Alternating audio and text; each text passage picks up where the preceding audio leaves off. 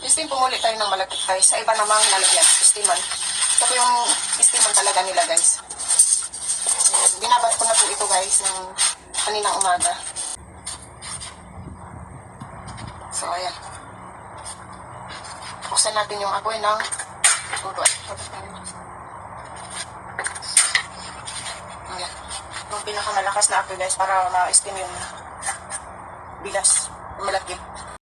Ayan, check po natin guys yung ating ayan, malagkit. Ayan na po siya guys.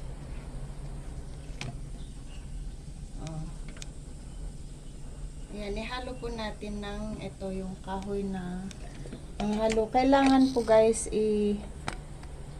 basahin po natin yung kahoy para yung panghalo natin para hindi dumikit yung malagkit sa sa panghahalo natin.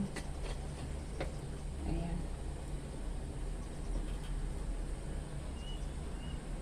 Tapos maya po kasi luto na po ito, ihalo lang natin para ma-sure na luto yun sa ilalim.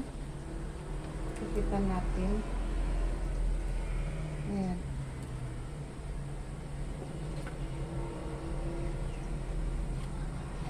Tapos konting mga 5 minutes pa po guys.